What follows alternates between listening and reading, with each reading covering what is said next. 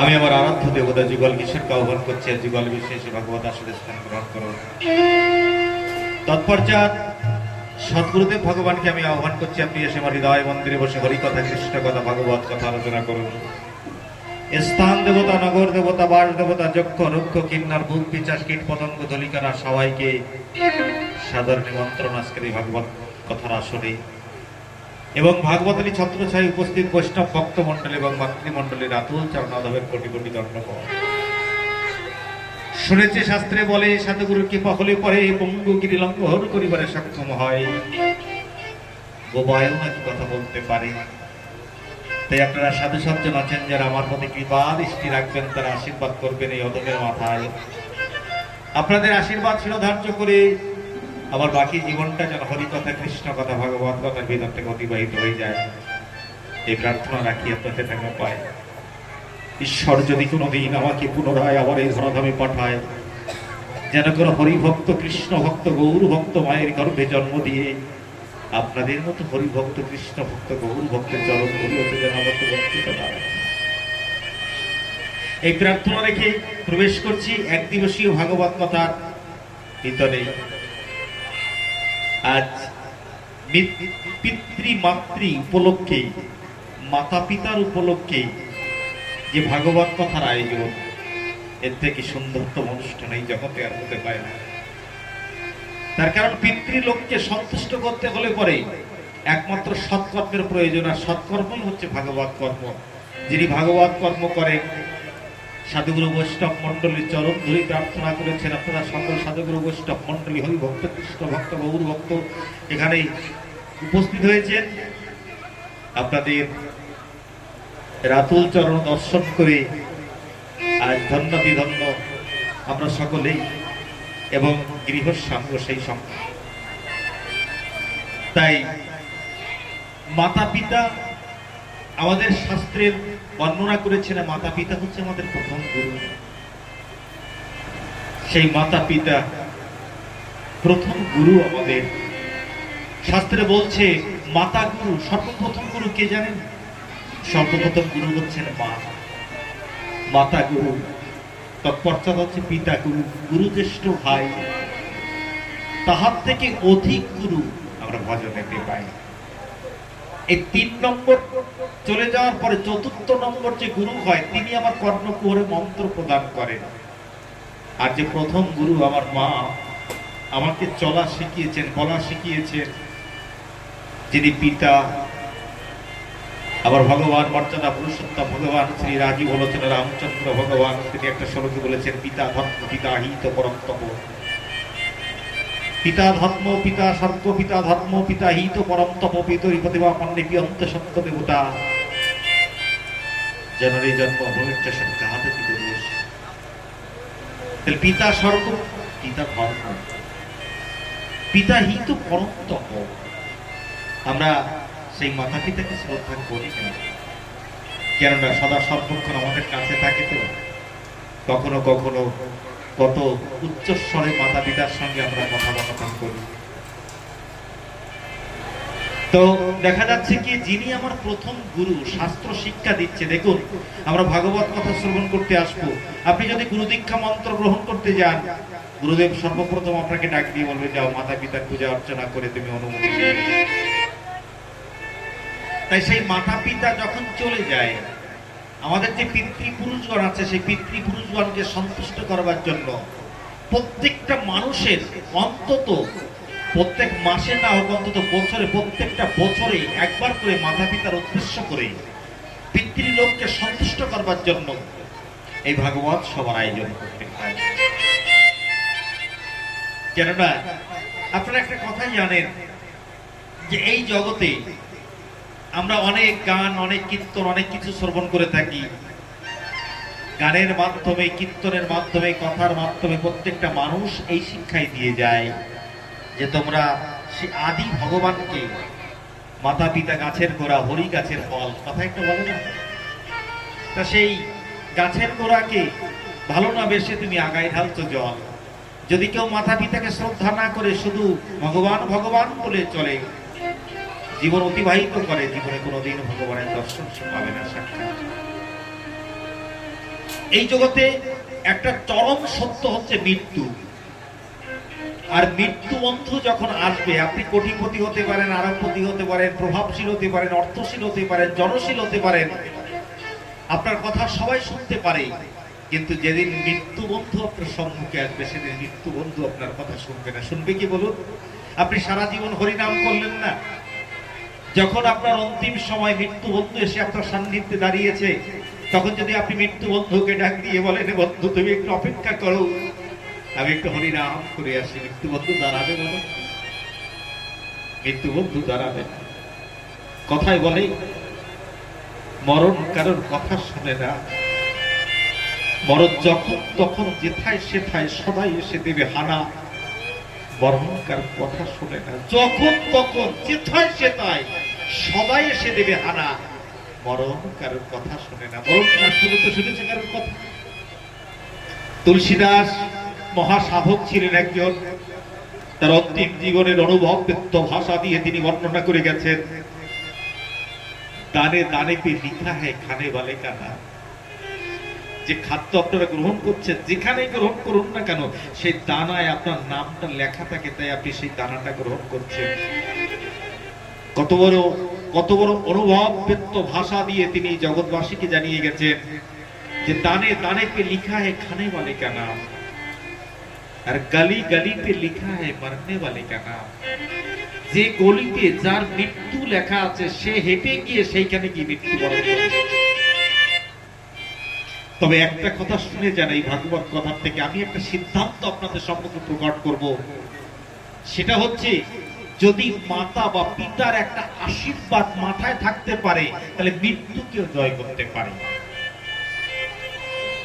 আপনারা মনে মনে ভাবতে পারেন যে কেমন কথা শোনালেন, এখনই বললেন যে মৃত্যু কারোর কথা শুনে না, আবার এখন বলছেন মৃত্যু বন্ধু কথা শুনে। হ্যাঁ, শুনে। তার একটা জাঁকজমক প্রমাণ আমি আপনাদের সান্নিধ্যে দিয়ে যাব। শাস্ত্রীয় কথা, মহাভারতের একটা সত্য কথা আমি আপনাদের সম্মুখে তুলে ধরবো। পিতামহ ভীষ্মের কথা আপনারা সকলে শ্রবণ করেছেন, ছোটবেলায় নাম ছিল তার দেবব্রত। সে পিতামহ ভীষ্ম, গঙ্গা পুত্র ভীষ্ম, আর যেখানে যে অনুষ্ঠান করতে গিয়ে মায়েরা আপনারা গঙ্গা বরণ করে নিয়ে এসেছেন, গঙ্গা জল না হলে পরে কোনো মাঙ্গলিক অনুষ্ঠান হতে পারে না। সে মাঙ্গলিক অনুষ্ঠান, কোনো মাঙ্গলিক বা সুমঙ্গলিক অনুষ্ঠান করতে গেলে পরেই সর্বপ্রথম গঙ্গাকে বরণ করতে হয়। পতিত পাবনী মা গঙ্গাকে বরণ করে তৎপর সেই সুমঙ্গল বা মাঙ্গলিক অনুষ্ঠান করে সম্পাদন করতে হয় সেখানে, তাই তো মা? ঠিক বলছি তো? সেই গঙ্গা পুত্র ভীষ্ম শান্তনু রাজার সঙ্গে প্রতিজ্ঞায় আবদ্ধ ছিলেন যে আমি তোমার সঙ্গে বিবাহ করতে পারি, কিন্তু আমার কোনোদিন কোনো কাজে তুমি বাধা দান করবে না। যেদিন বাধা দান করবে সেদিন আমি তোমাকে ছেড়ে, তোমাকে পরিত্যাগ করে আমি চলে যাব।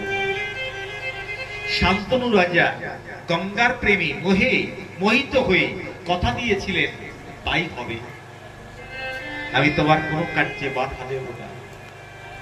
এক একটা করে সন্তান জন্মগ্রহণ করে, আর এক একটা সন্তান ওই গঙ্গার তীরে নিক্ষেপ করে দিয়ে আসে। যখন সপ্তম নন্দন নিক্ষেপ করার পরবর্তীতে যখন অষ্টম নন্দন প্রকট হলো, তার নাম হচ্ছে দেবব্রত। দেবব্রতকে নিয়ে যখন গঙ্গায় নিক্ষেপ করতে যাবে, এমন সময় শান্তনু রাজা এক একটা নয়, এক একটা সন্তান নয়, এক এক করে সপ্তম নন্দন জলে ভাসিয়ে দিয়েছেন। অষ্টম নন্দন যখন জলে নিক্ষেপ করতে যাবে, এমন সময় শান্তনু রাজা তার প্রতিশ্রুতিকে ভঙ্গ করে হাত ছাড়ে দিয়ে ডাক দিয়ে বলল, গঙ্গা তুমি এই সন্তানকে নিক্ষেপ করো না। বলার সঙ্গে সঙ্গে সন্তানটিকে দেবব্রতকে হস্তে ধারণ করে শান্তনু রাজাকে অর্পণ করে মা গঙ্গা বলল, তোমার সঙ্গে আমার প্রতিশ্রুতি ছিল যে যেদিন তুমি আমার কার্যে বাধা দান করবে সেদিন আমি চলে যাব। গঙ্গা চিরতরে বিদায় নিয়ে চলে গেলেন, চিরতরে বিদায় নিয়ে চলে গেলেন। এই জগতে কত বিরহ আছে জানেন? যে বিরহের ঘরে গেলে পরে যার স্বামী হারিয়ে গেছে সে জানে স্বামী হারানোর বেদনাটা কত। যার জগতে স্ত্রী হারিয়ে গেছে সে জানে স্ত্রী হারানোর বেদনাটা কতটুকু। যার মাতা হারিয়ে গেছে, যার পিতা হারিয়ে গেছে, সেই মাত্র কেবল অনুভব জগতে যেতে পারে মাতা পিতার হারানোর বেদনাটা কতটুকু। যার হারিয়ে যায়নি সে বেদনার ঘরে যেতে পারবে না। আপনারা তাজমহল দেখেছেন, বেগম সাহেবের জন্য, মমতাজ বেগমের জন্য শাহজাহান একটা তাজমহল তৈরি করেছিলেন। যদি বলেন আপনি ভাগবত কথা বলছেন, তার ভিতরে তাজমহলের কথা কেন নিয়ে আসছেন? এই বিরহের কথাটা বোঝানোর জন্য আমি এই দৃষ্টান্ত স্বরূপ সে তাজমহলের ঘটনাটা নিয়ে আসছি, যাকে উদ্দেশ্য করে কাজী নজরুল ইসলাম একটা কবিতা রচনা করেছিলেন। আমি সেই কবিতাটাই আপনাদের সম্মুখে তুলে ধরব। কি জানেন? যে নর বহে হল, নারী বহে জল, জল মাটি মিশে ফসল ফলিয়ে উঠিল বাবা সোনা বিধানের শীষে। নারীর বিরহে নারীর মিলনে নর পেল কবি প্রাণ, যত কথা তার হইল কবিতা শব্দ হইল গান। তাজমহলের বাসন দেখেছ দেখনি তো তার প্রাণ, অন্তরে তার মমতাজ নারী বাহিরেতে শাহজাহান। ভেবেছ কি নর নারী শুধু মেটায় কামের ক্ষুধা, তুমিও দিলে প্রেমের অর্থ তোমায় দিত সুধা। যদি প্রেমের অর্থ প্রদান করা যায় সেখান থেকে সুধা পাওয়া যায়। পাগল বিজয় বাবুর স্ত্রী হারিয়ে গিয়েছিলেন, স্ত্রী বিরহে তিনি পুড়ে মরে যাননি এই জগতে। সেই বিরহ অগ্নি দিয়ে তিনি একটা প্রদীপ প্রজ্বলিত করে গেছেন। তার বিরহের জগতের মাধ্যমে প্রবেশ করে কমসে কম 10 থেকে 11,000 গান তিনি রচনা করে গেছেন এই জগতে। 10 থেকে 11,000 গান তিনি রচনা করে গেছেন। কত বিরহ ভরা অনুভব ব্যক্ত ভাষা দিয়ে, কত বড় দার্শনিক ছিলেন এই জগতে, কত বিরহ পরিপূর্ণ দিয়ে পাগল বিজয় বাবু সেই গানগুলো রচনা করে গেছে। যে গানগুলো শ্রবণ করলে পরে হৃদয়ঙ্গম করা যায় যে কত বড় বিরহ বেদনা নিয়ে। এই কথাগুলো কেন বলছি না, এই স্ত্রী বিরহে শান্তনু রাজা সমস্ত রাজ্য পাটকে ছেড়ে দিয়ে বন বনান্তরে নদীতে ঘুরে বেড়াচ্ছে।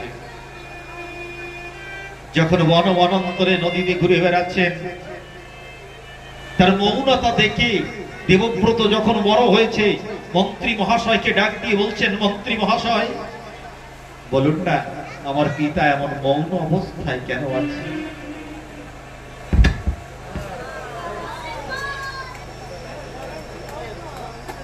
কেন বসে আছে?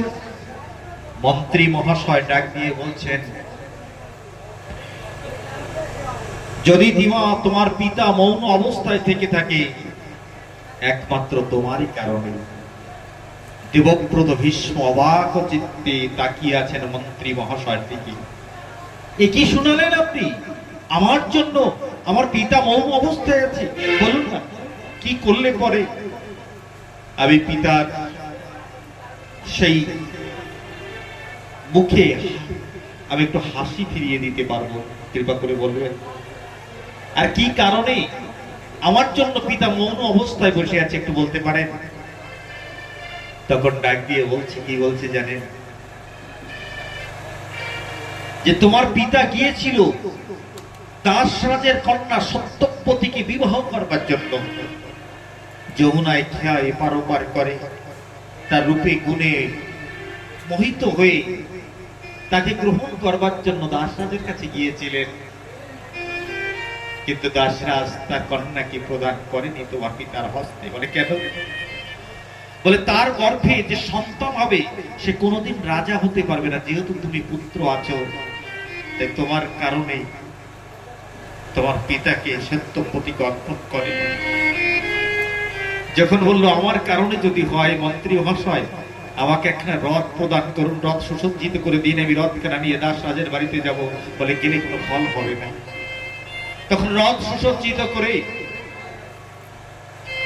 পিতামহ ভীষ্ম, তখন ভীষ্ম না হয়নি, দেবব্রত চলে গেলেন কোথায়? দাসরাজের বাড়িতে। যখন দাসরাজের বাড়িতে গেলেন, গিয়ে ডাক দিয়ে বললেন, হে দাসরাজ আমি আমার মাকে দিতে এসেছি। বলে তুমি জানো তোমার পিতার সঙ্গে আমার একটা শর্ত আরোপ ছিল? বলে হ্যাঁ। বলে তাহলে আমি আপনার সঙ্গে কথা দিচ্ছি যে সিংহাসন, হস্তিনাপুরের সিংহাসন আমি কোনোদিন গ্রহণ করব না। যখন বলল হস্তিনাপুরের সিংহাসন আমি কোনোদিন গ্রহণ করব না, তখন ডাক দিয়ে বলছে তুমি তো গ্রহণ করবে না, কিন্তু তোমার পুত্র পৌত্রাদি যারা আসবে তারা যদি সেই সিংহাসন গ্রহণ করে, তাহলে আমার পুত্রী অর্থাৎ কন্যার গর্ভে যে সন্তান হবে তারা তো কোনোদিন রাজা হতে পারবে না। তখন আকাশ বাতাস জগৎকে, দেবগণকে, সকলকে সাক্ষী রেখে পিতামহ ভীষ্ম ভীষণ প্রতিজ্ঞা করলেন। কার জন্য? পিতার সুখের জন্য, শান্তনু রাজার সুখের জন্য নিজের সমস্ত জীবনের সুখ বিসর্জন দিয়ে অটুট ব্রহ্মচর্যকে ধারণ করে ভীষণ প্রতিজ্ঞা করলেন। সেই দিন প্রতিজ্ঞা করবার পরে সত্যপতি মাকে প্রণাম করে মায়ের হস্তখানা ধরে রথে বসিয়ে এনে পিতার কাছে পৌঁছে দিলেন। যখন পিতার কাছে পৌঁছে দিলেন, শান্তনু রাজা এত প্রসন্ন হলেন, এত প্রসন্ন হলেন, এত প্রসন্ন হলেন, প্রসন্ন চিত্তে আকাশ বাতাসকে, দেবকুলকে সাক্ষী রেখে একটা বর প্রদান করলেন যে আমি এত প্রসন্ন আছি, তোমাকে বর প্রদান করছি, জীবনে মৃত্যু যদি তোমার সম্মুখে আসে তুমি ইচ্ছা করলে তোমার মৃত্যু হবে, তা ভিন্ন মৃত্যু হবে না। বলো রাধে রাধে। বোঝা গেল মা? যে কথা আমি প্রথমে আপনাদের সান্নিধ্যে বলেছিলাম যে আমি মৃত্যু মরণ কারোর কথা শোনে না। আবার শাস্ত্রীয় প্রমাণ রয়েছে, যদি কোনো সন্তান তার পিতাকে সুখী করতে পারে আর সেই পিতা যদি ভগবানকে সাক্ষী রেখে যদি তাকে বরদান দিয়ে যেতে পারে, তাহলে সেই বরের দ্বারা তার ইচ্ছা মৃত্যুর বরদান পেয়েছিল। আপনারা সবাই জানেন মহাভারতের যুদ্ধে 58 দিন পর্যন্ত সরসজ্জায় শায়িত হয়ে পিতামহ ভীষ্ম ছিলেন, কিন্তু যতদিন পর্যন্ত ইচ্ছা না করেছে ততদিন পর্যন্ত মৃত্যুবন্ধু তার কাছে আসতে পারে। আমার বলবার উদ্দেশ্য হচ্ছে ভক্তমন্ডলী, মাতৃমন্ডলী, আমরা সেই মাতা পিতাকে যেন একটু ভালোবাসতে পারি, মাতা পিতাকে যেন একটু শ্রদ্ধা করতে পারি, এটাই আমার বলবার উদ্দেশ্য, আর কিছু উদ্দেশ্য নয়। এবং আর যে বাড়িতে অনুষ্ঠান হচ্ছে সেই মাতা পিতার উদ্দেশ্য করেই আমাদের এই অনুষ্ঠানের আয়োজন হয়েছে, ভাগবত কথার আয়োজন রেখেছেন এখানে। আজ কত সুন্দর সেই ভাগবত কথায় একটু মাতৃপিতৃ উপলক্ষে শাস্ত্রীয় সিদ্ধান্ত, এটা আমার সিদ্ধান্ত নয়, প্রত্যেকটা মাতা পিতার দিবসী উপলক্ষে যদি হরিকথার আয়োজন হয় তা সেখানে মাতা পিতার গুণগান করবার পরেই হরিদাস নির্যান একটু আলোচনা করতে হয়, এটা নিয়ম। তাই আমরা একটু হরিদাস নির্যানের ভিতরে প্রবেশ করব। আসুন আমরা একটা সঙ্গীত শ্রবণ করে তারপরে আমরা হরিদাস নির্যানের ভিতরে একটু কথার ভিতরে প্রবেশ করব, না হলে মাতৃপিতৃ দিবসের পূর্ণতা প্রাপ্ত হয় না। আমরা সেই হরিদাস নির্জনের ভিতরে প্রবেশ করার পূর্বে আসুন একটা ভজন শ্রবণ করে তারপর যা আমরা প্রবেশ করব।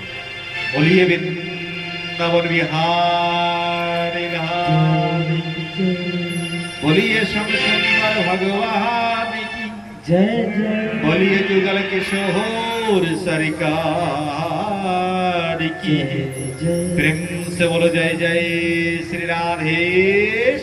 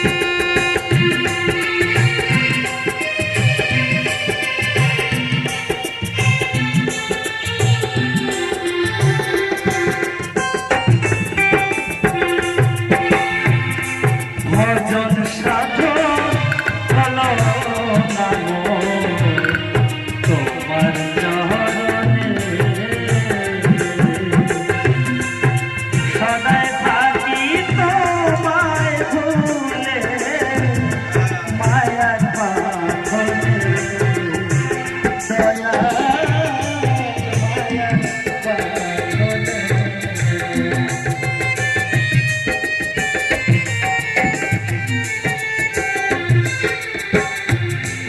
ভজন সাধন হলো নাম তোমার চরণে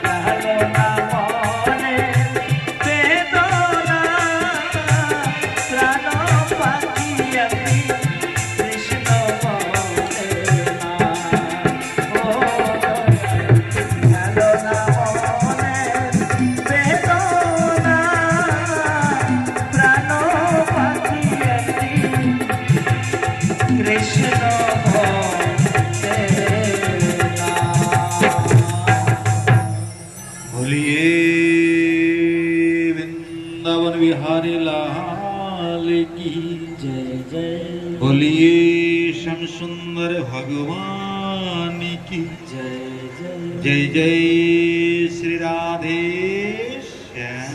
राधे হে ভক্তমণ্ডলী মাতৃমণ্ডলী, আমরা সেই কলিযুগ পাবন কারণ আমার শ্রীমান চৈতন্য মহাপ্রভুর লীলায় প্রবেশ করার পূর্বে আমি আর একটা কথা আমি আপনাদের সম্মুখে বলেই সেই তত্ত্বের ভিতরে প্রবেশ করব। সেটা হচ্ছে কর্মফল প্রত্যেকটা মানুষকে ভোগ করতে হয়। তার একটা দারুণ নিদর্শন আমাদের এই রামচরিত মানসে আমরা দেখতে পাই, রামায়ণের ভিতরে দেখতে পাই। যখন ভগবান মর্যাদা পুরুষোত্তম রাজীব লোচন রামচন্দ্র ভগবান যেদিন বনবাসে রওনা করেছিলেন, সারথী সুমন্তকে ডাক দিয়ে দশরথ মহারাজ ডাক দিয়ে বলেছিলেন, সুমন্ত, রামকে কিছু দূর অগ্রসর করে বন বনান্তর একটু ঘুরিয়ে তুমি বুঝিয়ে সুজিয়ে আবার ফিরিয়ে তুমি অযোধ্যাকে নিয়ে এসো।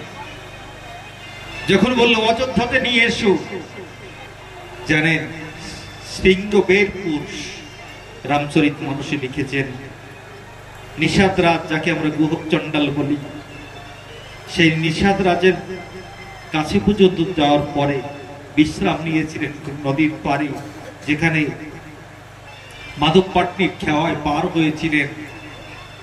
তো সেখানে যখন বিশ্রাম করেছিলেন, ফুলের বিছানা তৈরি করে দিয়েছিলেন গুহক চণ্ডাল তার মিত্রাকে, এবং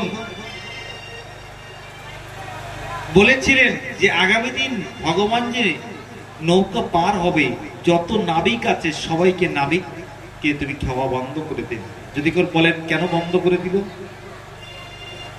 না একদিন শিকার করে এই গুহক চণ্ডাল যেদিন ফিরে আসে, জল পিপাসায় কাতরার্থ, এমন সময় গঙ্গার থেকে জল নিয়ে পূজার জন্য আসছিলেন কে, এই মাধব পাটনি। যখন মাধব পাটনি আসছেন, তখন গুহক চণ্ডাল ডাক দিয়ে বলছে, আমি বড় পিপাসার্থ, আমাকে একটু জল প্রদান করো।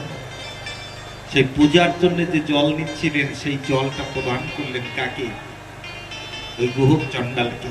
গুহক চণ্ডাল বনের রাজা বলেছিল, যদি কোনোদিন প্রয়োজন হয় আমি তোমাকে একটা বর দিচ্ছি, বরটা চেয়ে নাও। মাধব পাটনি বলেছিল, কোনোদিন যদি প্রয়োজন হয় আমি সেদিন চেয়ে নেব, আমার প্রার্থনাটা কি। আর যখন ভগবান মর্যাদা পুরুষোত্তম রাজীব লোচন রামচন্দ্র ভগবান সেখানে এসেছেন, মাধব পাটনি ডাক দিয়ে বলছেন, মহারাজ আমার একটা বর পাওনা ছিল। বলে হ্যাঁ, তাহলে সেই বরটাই আপনি আজ প্রদান করুন। বরটা কি হবে জানেন? বলে কি, বলে আগামী দিন যেন ওই নৌকায় কেউ খাওয়া পার না করতে পারে, আমার একমাত্র নৌকা খোলা থাকবে, সেই নৌকায় যেন ভগবান পার হয়। কেননা মনে মনে চিন্তা করেছিলেন, এমন সুযোগ আর জীবনে হয়তো পেতেও পারি, নাও পেতে পারি। যদি সত্যিকারের ইষ্টকে, ভগবানকে, মাতা পিতাকে, ভক্তকে যদি কেউ ভালোবাসে, তার ভালোবাসার পরিপূর্ণতা প্রাপ্ত হয় কখন, দেখুন সেই তত্ত্বটাই আমি আপনাদের সম্মুখে তুলে ধরছি। তো যাই হোক, মাধব পাটনির খেয়াল ভগবান পার হয়েছিলেন, যেখানে আমি আলোচনাটা রেখেছি, আমি সেই সূত্রে ভিতরে প্রবেশ করব। সুমন্ত শরৎ অনেক পূজারের পরে রামচন্দ্র ভগবান যখন ফিরে আসলেন এবং এসে যখন সংবাদটা প্রদান করেছিলেন দশরথ মহারাজের কাছে, দশরথ মহারাজ রাম বিরহে একটাই ছবি সেদিনকার নয়নে দর্শন করছেন, সে হচ্ছে অন্ধবনী আর সিন্ধু। যদি বলে নন্দমণি আর সিন্ধুমণি কর্মফল, ভগবানের পিতা হলেও কর্মফল রেহাই পাওয়া যায় না। আমরা ভগবানকে কত দোষ আরোপ করি, আমাকে এ করলে, আমাকে সে করলে, আমাকে মুক্তি দিলে না, আমাকে অর্থ দিলে না, ধন দিলে না, সম্পদ দিলে না, আমরা কত কিছু দোষ আরোপ করি ভগবানকে। কিন্তু ভগবান বলছেন, আমি তোমার তার জন্য আমি দায়ী নই, তার জন্য তুমি নিজে দায়ী। আজ একমাত্র মাতা কৌশল্যাকে ডাক দিয়ে বলছে, কৌশল্যে আমি একটাই দৃশ্য শুধু আমার নয়নে দর্শন করছে, সেটা হচ্ছে অন্ধ। কেন নরভক্ষী সিংহ যখন প্রজাদেরকে অত্যাচার করতেছিলেন, তার থেকে রক্ষা পাওয়ার জন্য সরজ নদীর তীরে অন্ধকার রাত্রিরে যখন অপেক্ষা করে বসেছিলেন, এমন সময় এই যে সিন্ধুমণি, তার মাতা অন্ধমণি এবং তার পিতা এবং মাতাকে কাঁধে করে নিয়ে সমগ্র তীর্থ পর্যটন করে বেড়াতেন। সমগ্র তীর্থ পর্যটন করে যখন বেড়াতেন, আজ এই সরজ নদীর তীরে এসে স্থান গ্রহণ করলেন একটা বনের ভিতরে। রাত্রকালে ডাক দিয়ে অন্ধমণি সিন্ধুমণিকে বলছে, সিন্ধুরে, আমাকে একটু জল এনে দিতে পারিস, আমার জল পিপাসা পেয়েছে। একটা ঘোড়া নিয়ে যখন জল আনতে গেলেন, যখনই জল আনতে উদ্যত হলেন, এমন সময় শব্দবেদী বাণ নিক্ষেপ করলেন রাজা দশরথ মহারাজ। কিন্তু যখনই শব্দবেদী বাণ নিক্ষেপ করলেন, চিৎকার আসলো একটা মানবের। সে মানবের চিৎকার পেয়ে যখন দশরথ মহারাজ সেখানে ছুটে গেলেন, ডাক দিয়ে বলছেন, কে তুমি? আমাকে নিরপরাধ ভাবে তুমি আমাকে হত্যা করলে, কেন করলে হত্যা করলে? তখন দশরথ মহারাজ ক্ষমা চাইছে, বলে ক্ষমা চাওয়ার সময় আর নেই। তড়া করে তুমি এই ঘোড়ায় করে জল নিয়ে আমার পিপাসার্ত পিতা মাতা অপেক্ষা করছে, তারা অন্ধ, যাও সেখানে গিয়ে তাদের জল প্রদান করে এসো। যখন জল প্রদান করতে গেলেন, জল নিয়ে দশরথ মহারাজ গেলেন, চরণের শব্দ পেয়ে ডাক দিয়ে বলছে, কে?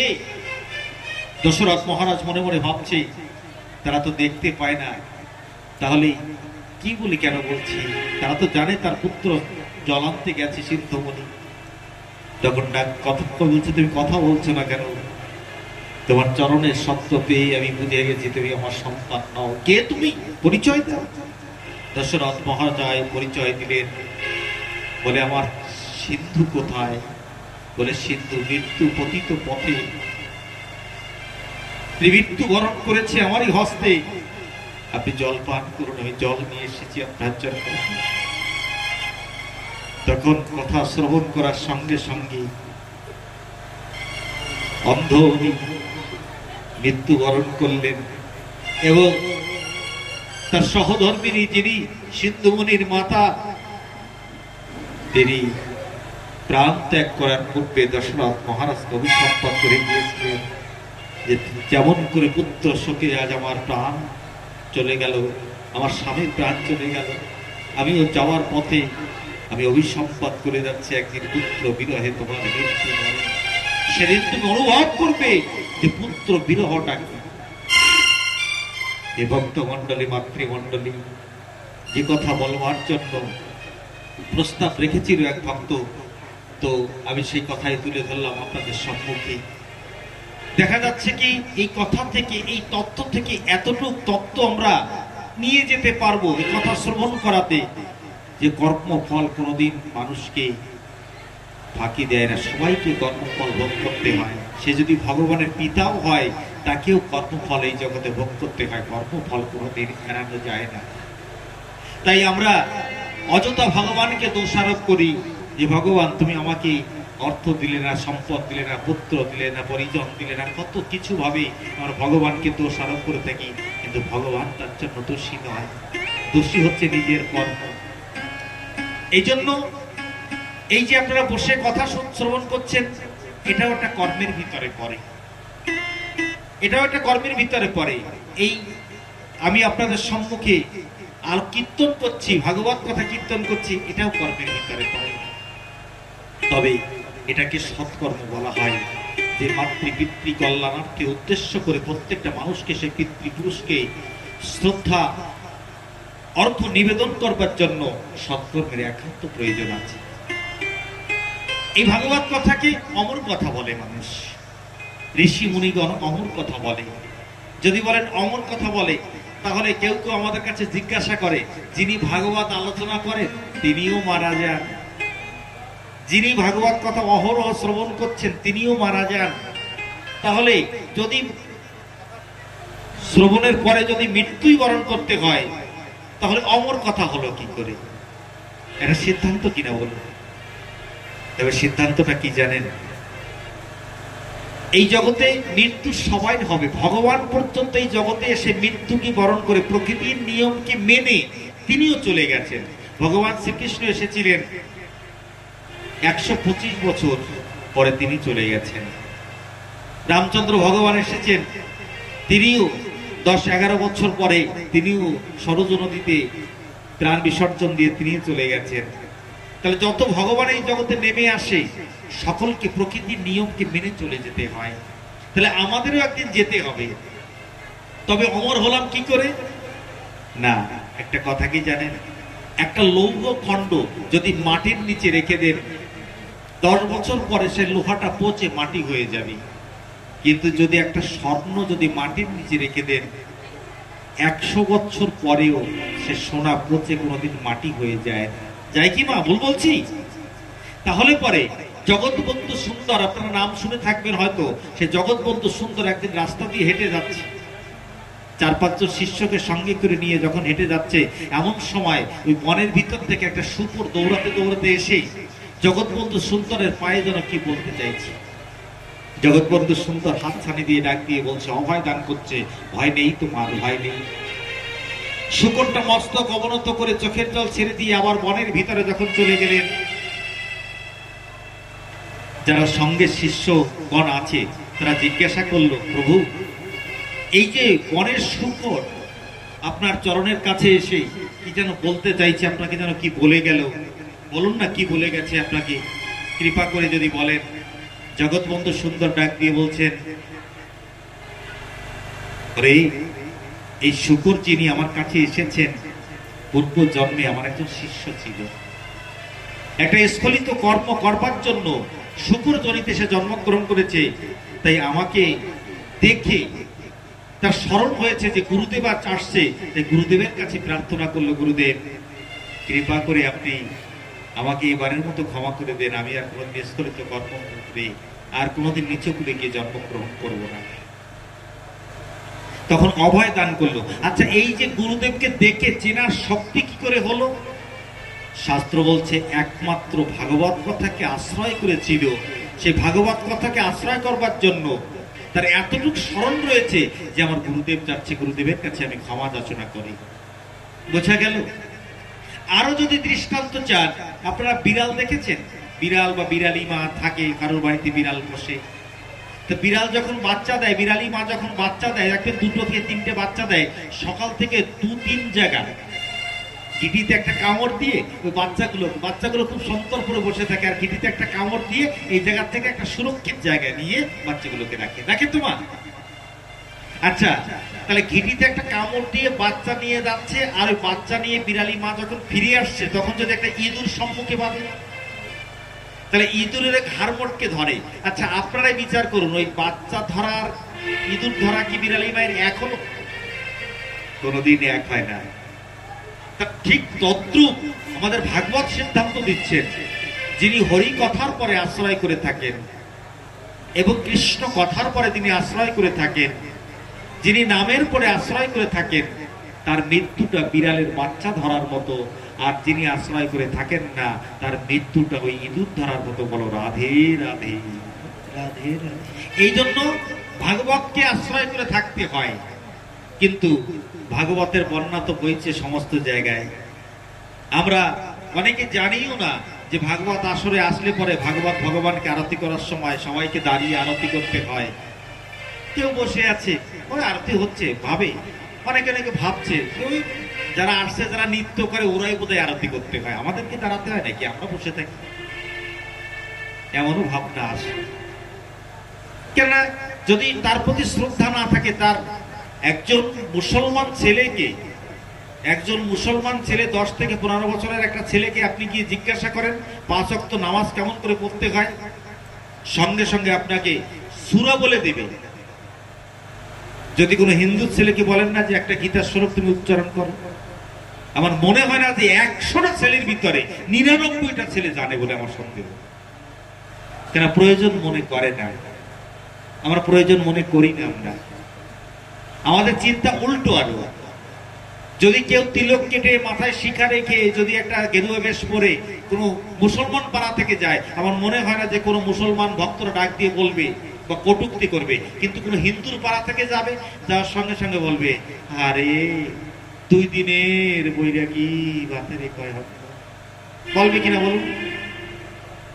আমরা খুব ভালো পারি এটা, আমরা খুব ভালো বুঝি এটা, কিন্তু কি করে ভগবানকে স্মরণ করতে হয়, কি করে আমাদের কৃষ্টিকে বাঁচিয়ে রাখা যায়, সে চিন্তা আমরা কখনো করি না।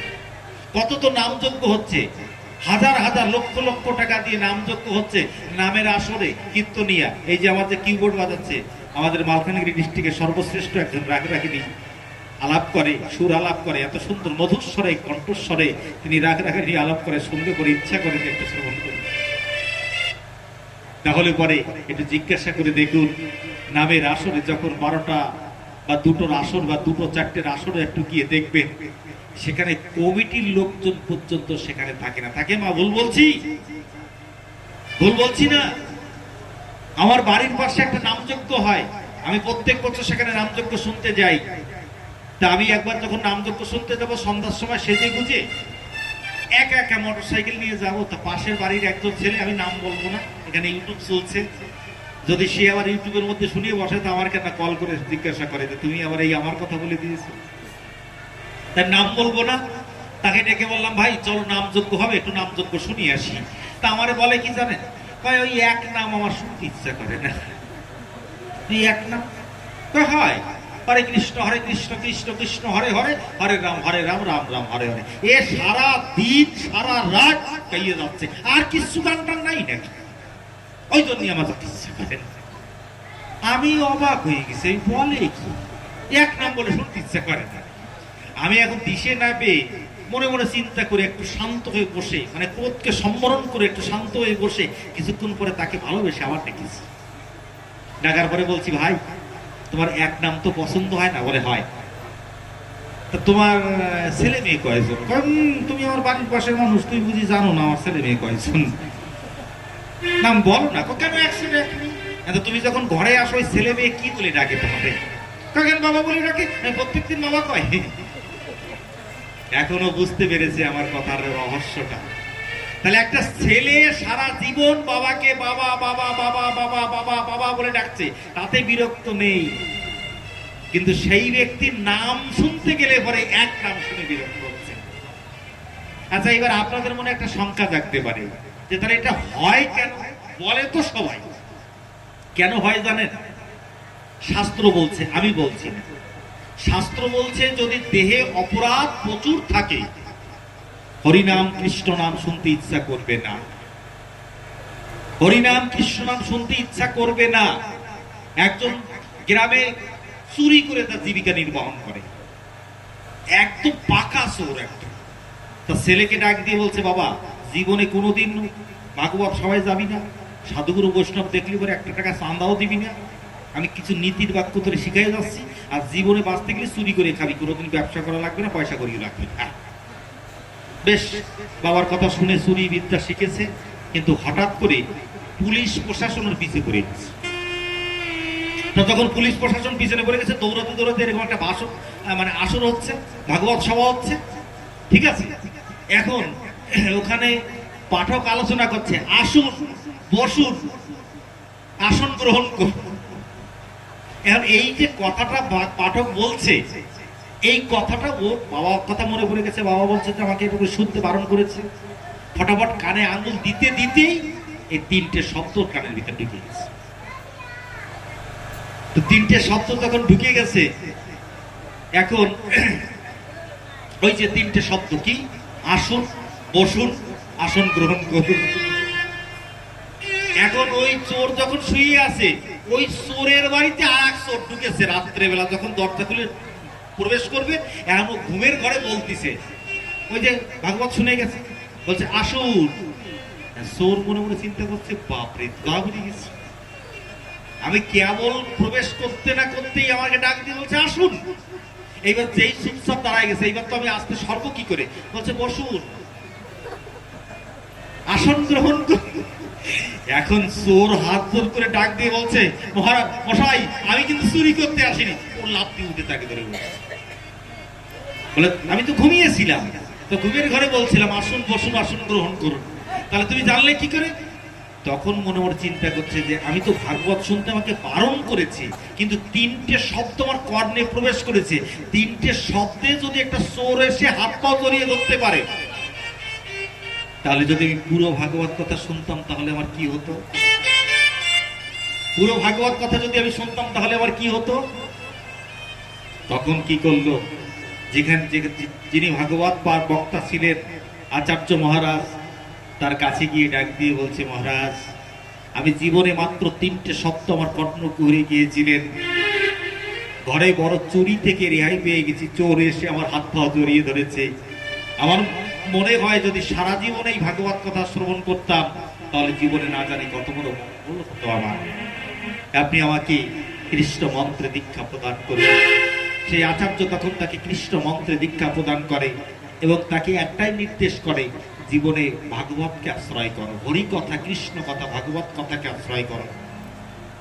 যদি আমরা ব্যক্তি জীবন গঠন করতে যাই তাহলে পরে হরিকথার আশ্রয় গেলে পরে কেমন করে ভক্ত হয়েছে, কেননা কোথাও কোন শাস্ত্রে এমন তথ্য নেই যে ভগবানের কাছে গেলেই ভগবান পাওয়া যায়।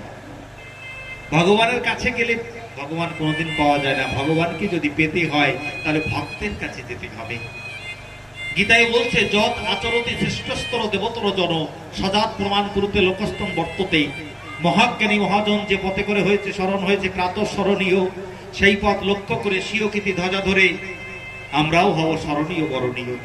তাহলে কোনো ভক্তকে লক্ষ্য করলে পরে আসুন আমরা সেই একজন ভক্তের কথা, যে ভক্তের কথা আমরা শ্রবণ করবো, তিনি হচ্ছেন নামাচার্য হরিদাস ঠাকুর। নামাচার্য, নামের আচার্য। আমাদের কলিযুগে নামের আচার্য কে? নামের আচার্য হচ্ছে নামাচার্য হরিদাস ঠাকুর, যিনি নাম আমাদেরকে প্রদান করেছেন, আমাদেরকে শিক্ষা দিয়েছেন। কেননা চৈতন্য মহাপ্রভু বলেছিলেন, শুনো শুনো নিত্যানন্দ শুনো হরিদাস, সর্বত্র আমার আজ্ঞা করহ প্রকাশ, জীবের দ্বারে দ্বারে গিয়ে তুমি করো ভিক্ষা, কহ কৃষ্ণ লহ কৃষ্ণ কহ কৃষ্ণ শিক্ষা। তাহলে এই কৃষ্ণ শিক্ষা দিতে দুজনকে নির্দেশ করেছিলেন, একজন হচ্ছে হরিদাস ঠাকুর আর একজন হচ্ছে নিত্যানন্দ মহাপ্রভু। আর একজন হচ্ছে নিত্যানন্দ মহাপ্রভু। তা সেই দুইজন প্রভুর কথা আমরা তো শুনতে গেলে পরে সময়ের অবসান, কেন আমরা 10টা পর্যন্ত পাঠ করব, বোধহয় 9টা হয়ে গেছে, 9টা পার হয়ে গেছে। এখনো তো আমরা সে হরিদাস নির্জানের কথা একটু শ্রবণ করে তৎপশ্চাৎ আবার আমরা প্রবেশ করব বিশ্রামে আরতির দিকে। আসুন আমরা দুই পদ, একটা হিন্দি ভজন, একটু দুই পদ একটু স্মরণ করে তারপরে আমরা আবার আলোচনার ভিতরে প্রবেশ করছি। জয় শ্রী রাধে, জয় জয় শ্রী রাধে। जय नंद लाला जय जय,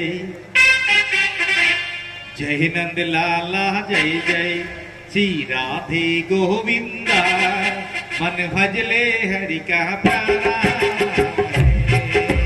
राधे गोविंदा मन भजले हरि का प्यारा नाम है, वो पहला हरि का प्यारा नाम है, वो पहला हरि का प्यारा नाम है, नंद लाला हरि का प्यारा नाम है।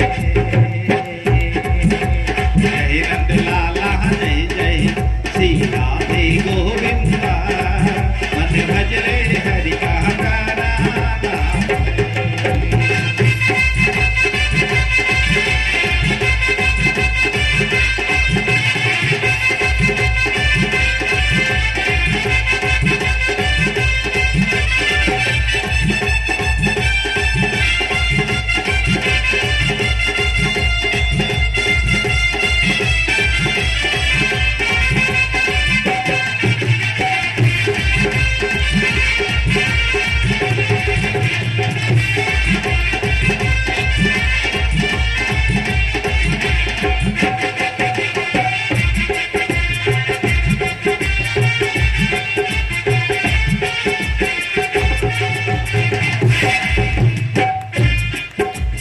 मयूर मुकुट शनिकल बनमाला के सर तिलक लगावे, आह के सर तिलक लगावे।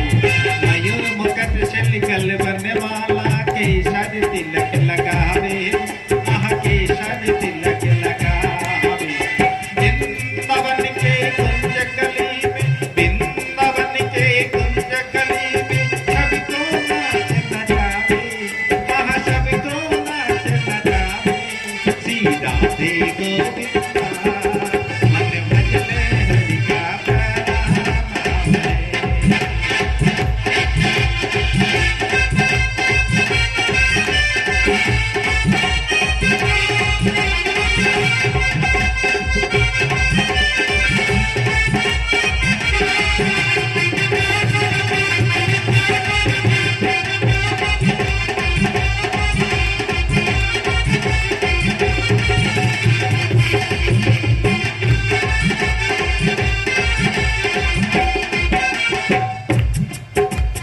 যমুনা কিনারে ধেনু চরাবে মাধব মদন মুরারি আহা মাধব মদন মুরারি যমুনা কিনারে ধেনু চরাবে মাধব মদন মুরারি আহা মাধব মদন মুরারি মধুর বলিয়া জপে বজাবে মধুর বলিয়া জপে বজাবে হরলে সুধ বুধ সারি আহা হরলে সুধ বুধ সারি শ্রী রাধে গোবিंदा मन भजले हरि का नाम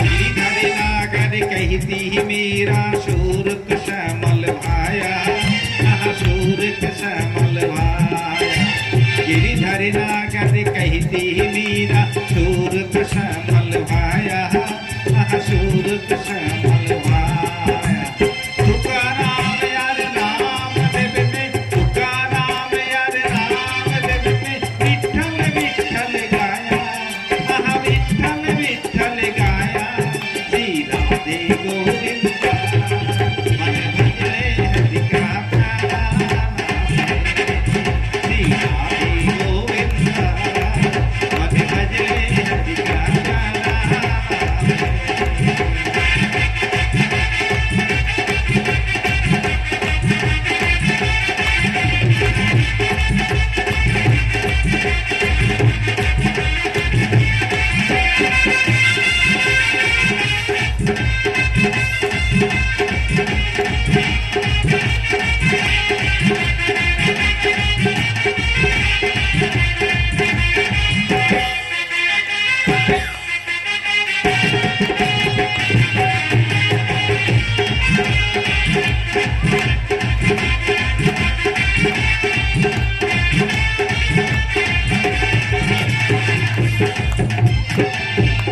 राधा शक्ति बिना न होवे श्यामल दर्शन पावे आहा श्यामल दर्शन पावे কি বলছেন রাধা শক্তি বিনা না কবি শ্যামল দর্শন পাবে রাধা শক্তি বিনা না কবি কোনদিন শ্যামল দর্শন পাওয়া যাবে না রাধারানী হচ্ছে প্রেমের অধিষ্ঠাত্রী দেবী এই জন্য বলে যে ভাগবত সবাই এসে যদি রাধা রাধা বলে আমরা বলি না রাধে রাধে কেন বলি যদি রাধে রাধে বলা হয় কীর্তন করা হয় নৃত্য করা হয় একজন মৃত্যুর পরে যমলোকে পৌঁছে গেছে যমলোকে পৌঁছে যাওয়ার পরে খাতা খুলে দেখে সারা জীবনে শুধু পাপ পুণ্য বলে কোনো জিনিস নেই পুণ্য বলে তার জীবনে কিছু নেই কিন্তু অন্তিমে দেখতে পাই যে এক জায়গায় একটু কিরকম একটু দেখা যাচ্ছে চিত্রগুপ্ত খাতা বের করে দেখে যে এই ভাগবত আসরে একটু করতালি দিয়েছিল যে রাধা রাধা নাম করে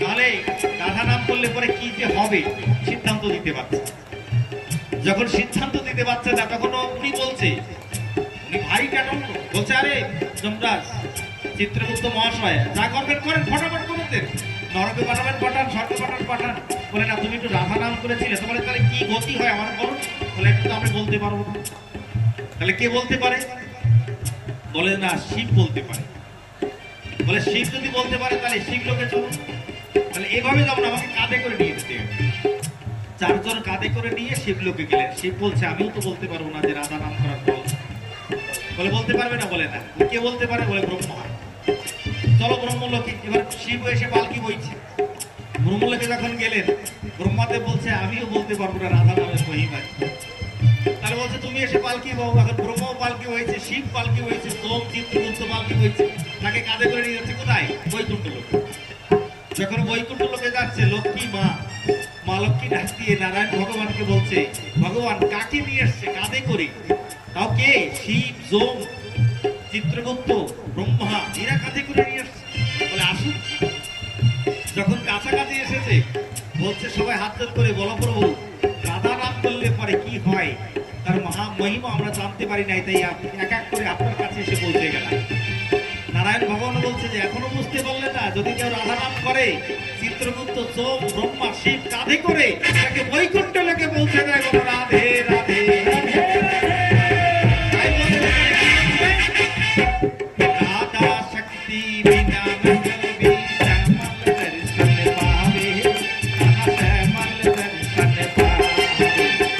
আরাধন করে রাধে রাধে কানা ভাগে आवे, आह काना भागे आवे, श्री राधे गोविंदा मन भजले हरि का प्यारा, श्री राधे गोविंदा मन भजले हरि का प्यारा।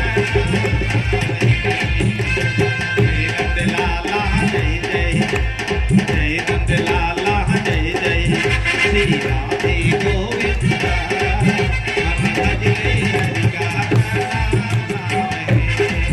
श्री राधे गोविंदा मन भजले हरि का प्यारा नाम है। बोलिए वृंदावन बिहारी लाल की जय जय श्री राधे। দেখুন, তবে আমাদের সেই ভক্তির অধিষ্ঠাত্রী দেবীকে একটু স্মরণ করতে হবে, তা না হলে প্রেম জগতে ভক্তির জগতে বাবা যাওয়া যায় না। তাই আমরা এবার সেই একটু ভক্তির জগতে প্রবেশ করব। আমরা একটু হরিদাস নির্জান কথা শ্রবণ করে তৎপশ্চাৎ বিশ্রামের দিকে যাব। কেন আমরা সময় দিয়েছিলাম 10টা পর্যন্ত, 6টার সময় এসেছে আমার দল বলতাম, ঠিক 10টার সময় বা 10টা সোয়া 10টার ভিতরে আমরা বিশ্রাম রাখবো, তাই তো নাকি? হ্যাঁ, সেটু যাই হোক, ওই সেই জন্য 4-15 মিনিট বানায় দিলাম।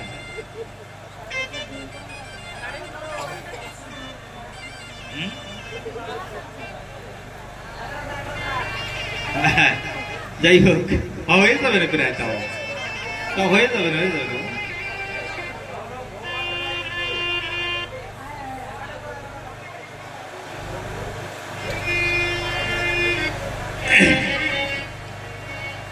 তো দেখা যাচ্ছে কি, আমরা যে সেই হরিনাম বা রাধা নাম কৃষ্ণ নাম যে করব, কিন্তু আমাদের ভিতরে একটু কপটতা থেকে যায়। ওই যে একটা গানে আছে না, যত করো চালাকি পিছে দেখো জ্বালাকি, কর্ম অনুযায়ী ফল মনুয়া সামাল হইয়ে চল।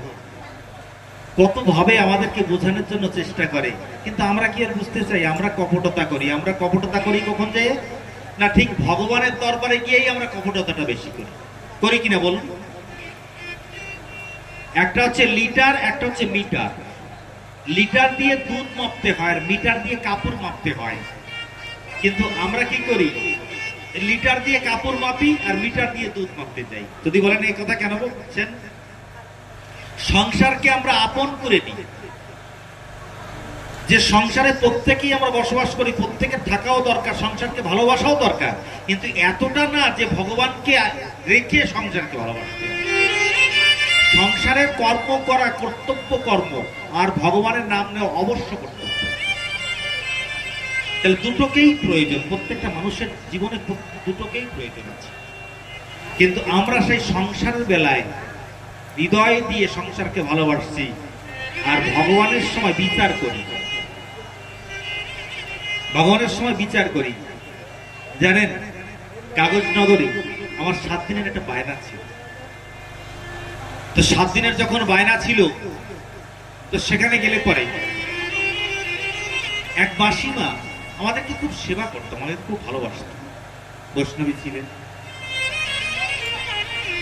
তো যখন সেবা করতেন, একদিন আমাকে বলছে, বাবা আমাকে তুই মুই করে কথা বলতো, বলছে বাবা একটা কাজ করবি, কাল সকালে একটু আমার বাড়িতে একটু ঘুরে আসবি। হ্যাঁ, আর সকালে যখন গেছি, গিয়ে দেখি মাসিমা পুজো করছে।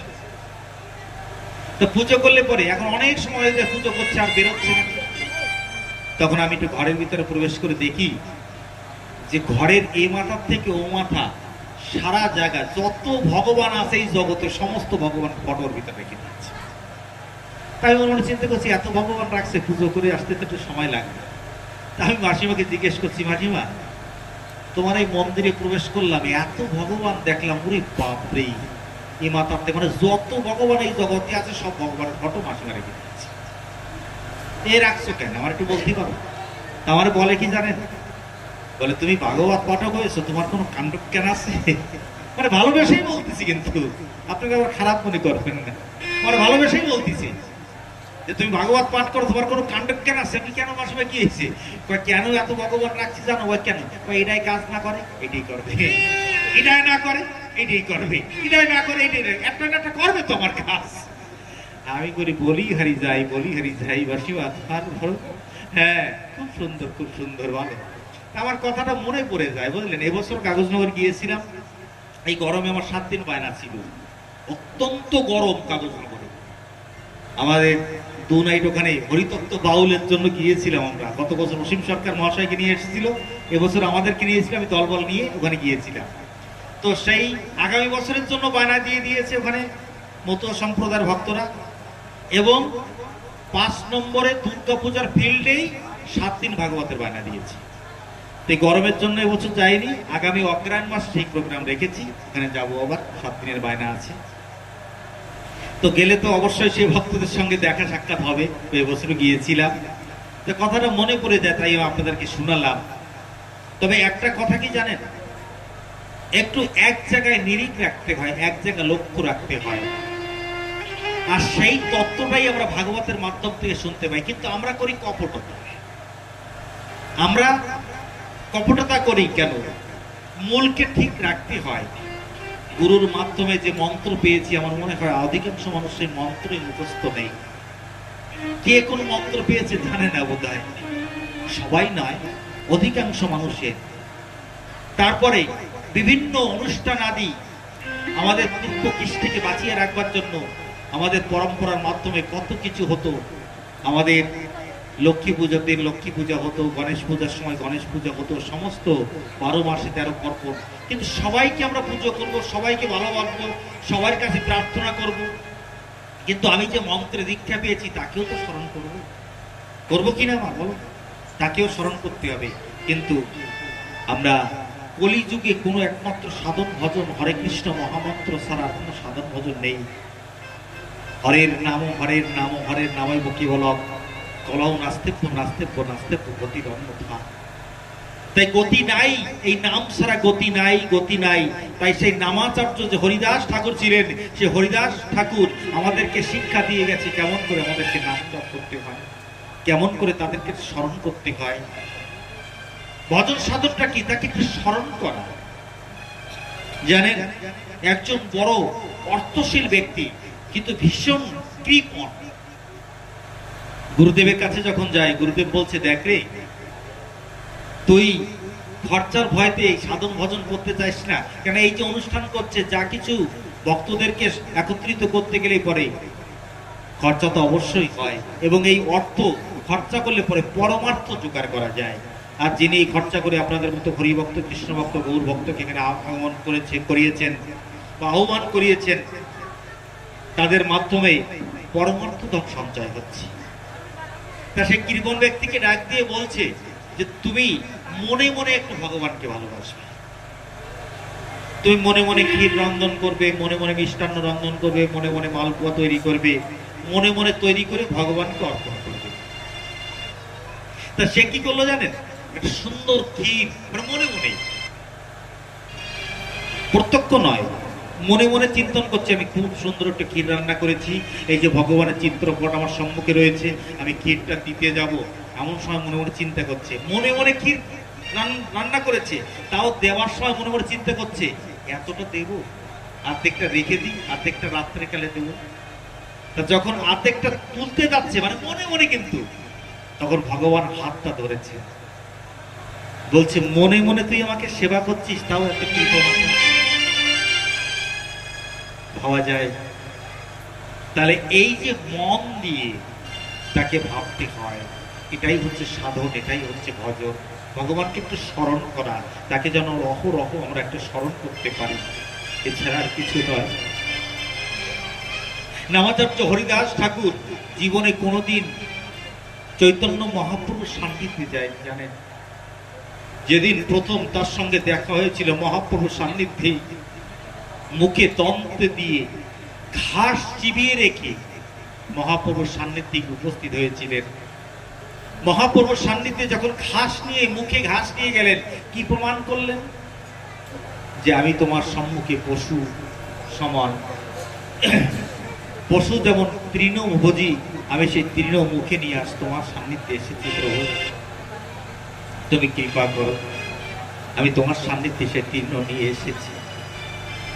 আজ তাকে একমাত্র ডাক দিয়ে বলেছিলেন যে তুলসীর তলায় বসে তুমি নাম করবে, আর কিছু তোমার সাধন ভজন নেই। তখন তুলসীর তলায় বসে তিনি নাম করতেন, আর যখনই সাধনা করতেন তার সাধনা ভঙ্গ করবার জন্য তৎকালীন সময় নটি লোকহীরাকে, যেখানে ব্যানকার বেনাপোলে বসে সাধনা করছেন হরিদাস ঠাকুর, নামাচার্য হরিদাস ঠাকুর, তার সাধনা ভঙ্গ করবার জন্য তার কাছে লক্ষ্যহীরাকে পাঠিয়ে দিয়েছিলেন। লক্ষ্যহীরা কে ছিল? একজন বেশ্যা ছিল, তৎকালীন সময় একজন নামী বেশ্যা ছিল।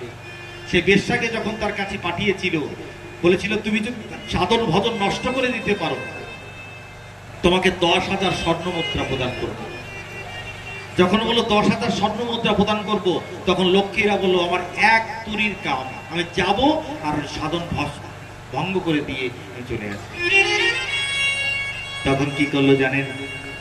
এত সুন্দর সুসজ্জিত হয়ে আজ প্রবেশ করলো কোথায়? যেখানে কুঠিরে বসে নামাচার্য হরিদাস ঠাকুর ভজন পূজন করছিলেন। যখন ভজন পূজন করছিলেন, তখন তার কাছে গিয়ে প্রণাম করে বলছে, পাঞ্চা কল্পতরু ভাষ্য কৃপা সিন্ধু এব চ পতিতানাং পবনেভ্যো বৈষ্ণবেভ্যো নমো নমঃ। বৈষ্ণবের কাছে নাকি যা বাঞ্ছা করে তার বাঞ্ছা পূর্ণ করে, আপনি কৃপা পূর্বক আমি আমার মনের বাঞ্ছা আপনি পূর্ণ করুন। বলে কি বাঞ্ছা তোমায়? বলে আমাকে কামরতি প্রদান করুন, আমি কামনা নিয়ে এসেছি। আজকালকার কোন বৈষ্ণবের সান্নিধ্যে গেলে বোধ হয় সঙ্গে সঙ্গে জিন্দাবাদ মুর্দাবাদ শুরু হয়ে যেত, কিন্তু এত ধৈর্যশীল নামাচার্য হরিদাস ঠাকুর তিনি বিচলিত হলেন না। ডাক দিয়ে বললেন, আমি 3 লক্ষ নামের সংকল্প করেছি, এই 3 লক্ষ নাম না হওয়া পর্যন্ত আমি কারোর মনোবাঞ্ছা পূর্ণ করতে পারবো না। তখন বলল তাহলে করো। তখন নাম করতে করতে নিশি প্রভাত হয়ে গেল। যখন নিশি প্রভাত হয়ে গেল, তখন লক্ষ্মীরাকে ডাক দিয়ে বলছে, তুমি আগামী দিন সকালে আসো, দিবা ভাগে কোনোদিন কাম প্রদান করা যায় না। আগামী দিন আমি চেষ্টা করব রাত্র বাঁচিয়ে তোমার মনোবাসনা পূর্ণ করব। এমনি করে 3 দিন পর্যন্ত নাম শোনার পরে, 3 দিন পরে যখন যাচ্ছে, আকাশে বাতাসে কীট পতঙ্গ ধ্বনি করা সভ্য জায়গা থেকে কৃষ্ণ নামের ধ্বনি তার কর্ণকুহরে এসে পৌঁছাচ্ছে। যখন কৃষ্ণ নামের ধ্বনি এসে তার কর্ণকুহরে পৌঁছাচ্ছেন, তখন মনে মনে চিন্তা করছে যে আমি একটা বেশ্যা, আমি মাত্র 3 দিন তার সঙ্গ করেছি, এই 3 দিনের ফলে আমি কৃষ্ণ নামের ঝংকার আমার কর্ণকুহরে আমি শ্রবণ করার শক্তি পেয়েছি। তাহলে যদি সারা জীবন তার সঙ্গ করতাম, না জানি কতটা পুণ্য আমার জীবনে আমি লাভ করতে পারতাম। আকাশে বাতাসে কীট পতঙ্গ ধূলিকণা সমস্ত জায়গা থেকে কৃষ্ণ নামের ঝংকার তার কর্ণকুহরে এসে পৌঁছে যাচ্ছে। যখন কর্ণকুহরে এসে পৌঁছে যাচ্ছেন, অদূর হতে অপালক দৃষ্টে যখন কুঠিরের দিকে তাকিয়ে আছে, তাকিয়ে দেখতে পায় যে নামাচার্য হরিদাসের অঙ্গ জ্যোতি থেকে জ্যোতি বিচ্যুত হয়ে সমস্ত কুঠিরটা আলোক সজ্জায় সজ্জিত হয়ে আছে। অনুসচিত লক্ষ্যহীরা ছুটতে ছুটতে গিয়ে তার রাতুল চরণে পড়ে বলছে, আপনি আমাকে ক্ষমা করে দিন, আপনার মতো একজন বড় বৈষ্ণবকে আমি ভ্রষ্ট করতে চেয়েছিলাম, কৃপাপূর্বক আপনি আমাকে ক্ষমা করে দিন। তখন নামাচার্য হরিদাস ঠাকুর বলছে, মা তুই যে রতি চেয়েছিলি, কামরতি চেয়েছিলি, তবে কামরতি নয়, আয় মা তোকে আমি প্রেম রতি প্রদান করছি। তখন কি করলো জানেন?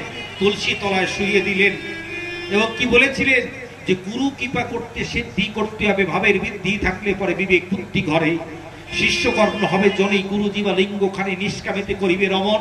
হরি নামে বীর্য ফোটা পূর্ণ করে মণিকোটা, সেই বীজে গর্ভ হলে জ্ঞান নামক পুত্র মেলে। সেই পুত্রের অঙ্গিদুত চরিয়া কুণ্ডলিনী চেতন করে জীব পাঠায় দে সহস্রারে অমন পরাণ ভরে দেখতে চাইয়া বলো রাধে রাধে। হে রাধে। তাই সেই নাম গ্রহণ করলে পরে, নামকে আশ্রয় করলে পরে আমাদের কি গতি হয়, আসুন আমরা আর একটা ভজনের মাধ্যমে শ্রবণ করি। যে নামকে আশ্রয় করলে পরে, নামকে সার করলে পরে, নামের পরে ভরসা রাখলে পরে, যেমন নামাচার্য হরিদাস রেখেছিল এবং লক্ষ্যহীরাকে সেই কুঠিরটা দান করেছিল। আর বলেছিল, মা তোর যে সৌন্দর্যপূর্ণ কেশ আছে সমস্ত কেশগুলো কেটে ছোট ছোট করে একটা মাত্র কাপড় পরে একবার অন্ন গ্রহণ করে জীবিকা নির্বাহন করে বাকি জীবনটা তুই সাধনার পথে চলে যায়। কি দিয়ে গেলেন? কোন সৎগুরু ভগবত স্বরূপ যিনি আছেন, তিনি এই জগতে পয়সা করে ধন সম্পদ অর্থ কিছু দিয়ে যায় না, তাকে দিয়েছিলেন একটা কুটির, আর তাকে মার্গদর্শন করেছিলেন, যেমন সবরীকে মাতঙ্গ ঋষি মার্গদর্শন করেছিলেন। আমার মনে হয় জানেন, দেবরাজ ইন্দ্র পর্যন্ত অমৃত গ্রহণ করার পরে তার ভিতর থেকে কামনা চলে যায়নি। দীর্ঘজীবী হয়েছিল কিন্তু কামনা যায়নি। সে কামনা যায়নি বলে অহল্যার ঘরে গিয়ে তিনি অভিসম্পদিত হয়েছিলেন, অহল্যাকে পাষাণী করতে বাধ্য করেছিলেন। কিন্তু আমার মনে হয় যদি কোনো শুদ্ধ ভক্তের কাছে যাওয়া যায়, সেই শুদ্ধ ভক্তর পরশ পাওয়া যায়, তাহলে কামিনী তো কামিনী, কামিনী কাঞ্চন দূরে চলে গিয়ে লক্ষ্যহীরার মতো নটি লক্ষ্যহীরাও বৈষ্ণবীতে পরিণত হতে পারে। বলো রাধে রাধে। তাই আসুন আমরা সেই নামকে আশ্রয় করব এবং নামের মাধ্যমে কি করে, আসুন আমরা কৃষ্ণ নামে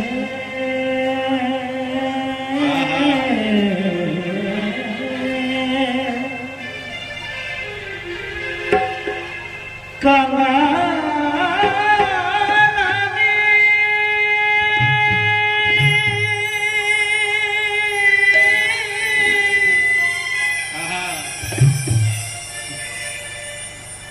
আর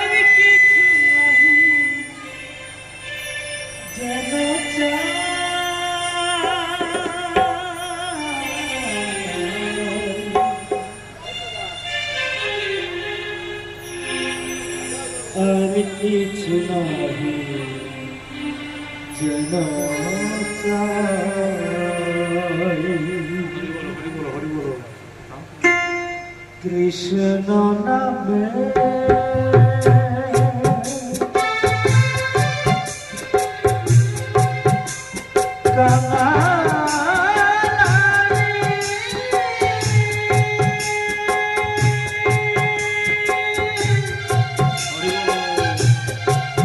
আর কিছু নাহি যেন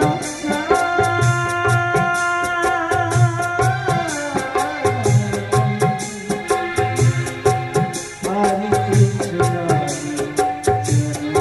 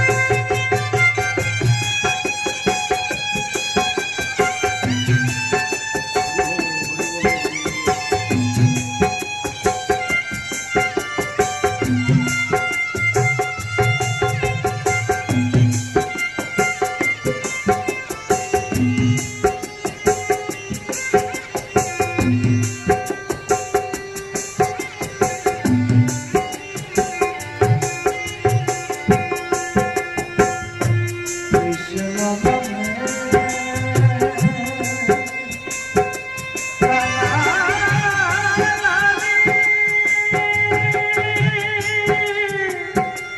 আর কিছু নাহি জানা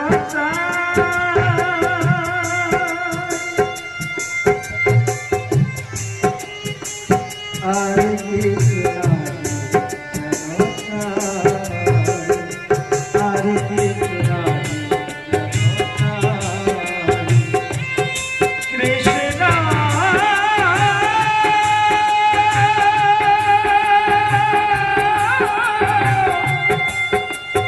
কৃষ্ণ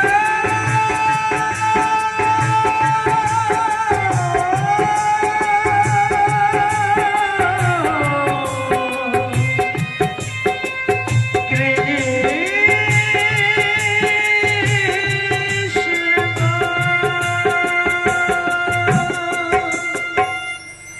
बोलिए वृंदावन बिहारी लाल की, जय जय बोलिए श्याम सुंदर भगवान की, जय जय जय जय श्री राधे।